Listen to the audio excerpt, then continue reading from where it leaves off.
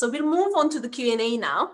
And if we can have all the panel members on the screen, I think the first question, though, I would go to would be around, look, disability, as you can see, has been raised.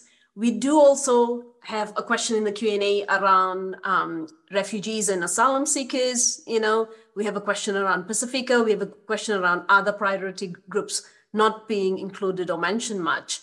So I'll probably get you, Carly, to start off on, because the EPHEA submission had a long list of and covered these as well. What are your thoughts and your response to that question around other priority equity groups? Yeah, look, I think there's been a lot of research, I think, conducted across the sector around cumulative disadvantage. And I think, you know, particularly by our colleagues up at the University of Queensland, we see it referenced in the Accord report, particularly around how the needs-based funding model may be developed. However, I think that cumulative disadvantage really needs to be at the front and centre of how we design future equity initiatives, both in the outreach and widening participation space, which is not really touched on, as well as how we support students to complete their university studies. I think, you know, our position, whilst we understand the need to have a really targeted approach that can result in impact, you know, by spreading funding too thinly. I think across multiple equity groups, you know, we've certainly had those conversations. However, I think that the focus on the 4 equity groups just doesn't really reflect the richness and diversity of our higher education institutions. You know, if we're taking that if we're particularly looking at place-based approaches and things like that as well, you know, our communities, our institutions are really diverse. We know as practitioners that often providing a particular service to a student because they're from a low SES background isn't always the best strength-based approach to targeting support.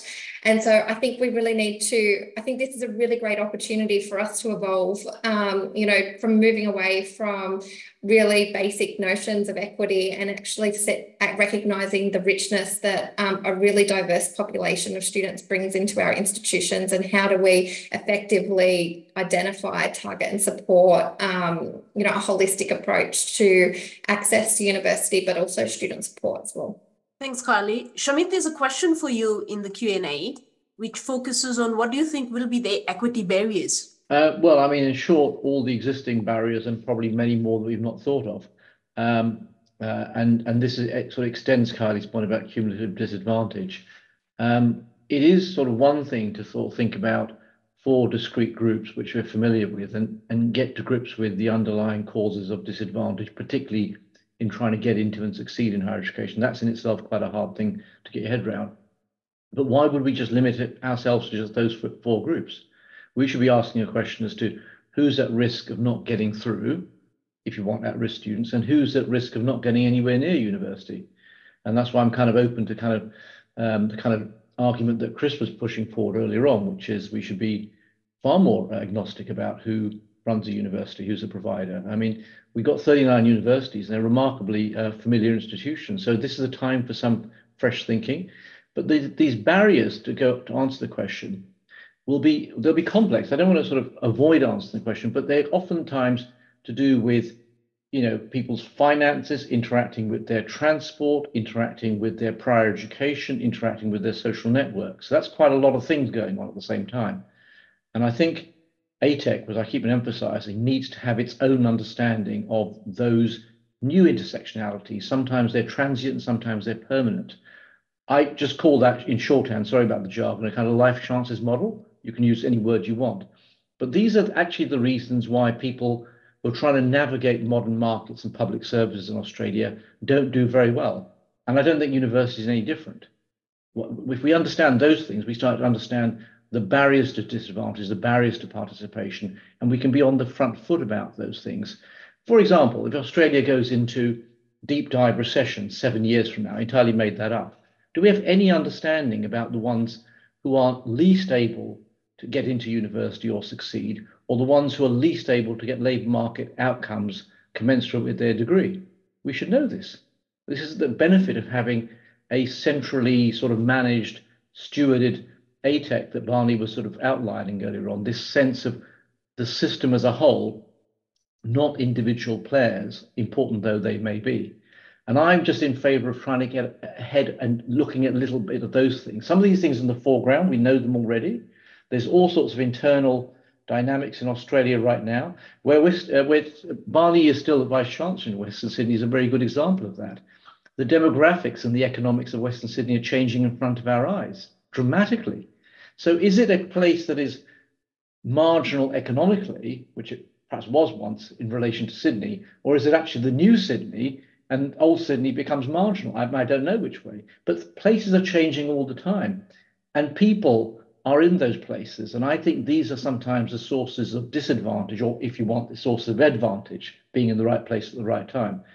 And I could go on, but you see the point I'm trying to make, which is I really think that our ATEC, partnering with our 39 universities, is not just done on a hill in Canberra. This is done alongside the stewardship role that's shared with the universities, not done for them by ATEC.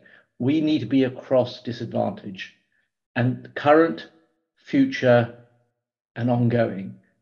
People have made the point themselves. I'm just trying to wrap all these points up and saying, and by the way, while we're at it, if we did nothing at all, we didn't do any of these fancy things that we're all in favor of, are we absolutely certain that all 39 universities, all of the time, are running policies, procedures, and practices that are equity friendly?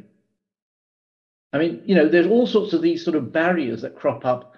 I mean, disability is an obvious example, but there are many, many others, okay, where the way how you run an institution can be quite unfriendly, frankly, to students, and probably very unfriendly to equity students, and probably exceptionally unfriendly to people who've never been to university and don't know anyone who ever has. So these are kind of the day-to-day things that cause barriers.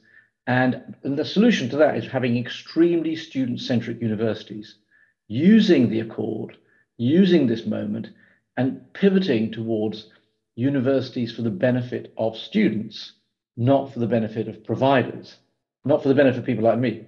I'm a professor. Historically, they were set up for the benefit of me, and students were somewhere in the background. I think we should try and turn that around so they become student-centric universities. I think you got my point. Thanks, Shamit. And so does that goes back to the question that probably was raised even in the UA, are we the problem? And that is open to anyone in the panel to answer. Well, I'm sure, I'm just jumping. I think we're part of the problem is the takeaway from what I said. Yeah, but Barney, we've got Barney here, so. Well, I'm not sure I'm going to respond to whether we're part of the problem. I did want to say a couple of quick things that others, I think Darlene's very strong arguments and criticism of the Accord, I think, warrant some serious attention. I'm sure that Darlene will advocate powerfully, as she always does, but I think there's a clear message for the sector in this, and I think for the practitioners in this room and their institutions to reflect on that. And we are in a period now where the government is no doubt considering just what they're going to do in relation to this. John Ross asked the question, you know, what happens if all they put in place is a tertiary education commission? Well, I think there is some value in that, but the stewardship of the Accord implementation is a hell of a lot more important than just the implementation of a tertiary education commission. So I think it needs to be expressed in that way. But there is a moment of advocacy that is going on at the moment, and it will continue in the design phase. I think we should appreciate that the budget will, I hope, provide a big picture view of where the government sits short-term and medium-term on implementing recommendations and their priorities as they see fit. And I think we look forward to seeing that. But beyond that, there's going to be some detailed design work done. The implementation phase of this is an extraordinarily important part of that. And that is where the sector broadly, and I think we talk about student voice definitely included, needs to begin to influence the design of the elements that are articulated in the Accord. Even in the context as Nadine was talking about, my comment in a very quick moment between the National Skills Passport and the jobs broker, I think there is a problem to be solved there. But let's get into the design phase. I think Nadine was talking about, well, what's the problem? And is this the best solution? Are we doing some great things locally? And let's be conscious of that and respond to it rather than necessarily invest in some national approach. I think it's a very valid comment, and it has to be tested in the design phase that needs to ensue beyond this budget process in just a few weeks' time, and then beyond that, leading to what I hope will be significant implementation of the first flush in 2025. So I have really appreciated the opportunity to come back just to explain why I dropped out, to go from sublime to the ridiculous. I had to sit in on the Defence Trade Control Bill discussion about changes there coming from a far more important conversation here. But we have a very important foreign interference context to consider defence trade control. So I apologise I dropped out. I have appreciated it. And I think the 408 pages and 47 recommendations need to be seen in the totality of the package, and importantly, what we're trying to say to support equity. But that doesn't say, as I think Darlene has made pretty clear, that it's in any way, shape or form hit its mark in some really key areas. And I hope that discussion goes on. I hope it makes a difference in the way in which we implement. Thank you, Barney. And thank you for your time and coming back and sort of wrapping it up for us as well. So on that note, thank you to our panel members for your time, for your expertise, for keeping the conversation going. We will keep this conversation going. Recordings will be shared with everyone. Slides will reach out to the presenters, and if they consent, we'll share the slides as well. You will receive feedback forms to be filled as well. EPHEA will email you a survey. And as Carly said, there's some good practice reports to inform the design, as Barney called out. We will be sharing that for your input as well. Thank you, everyone. Enjoy your afternoon. Bye.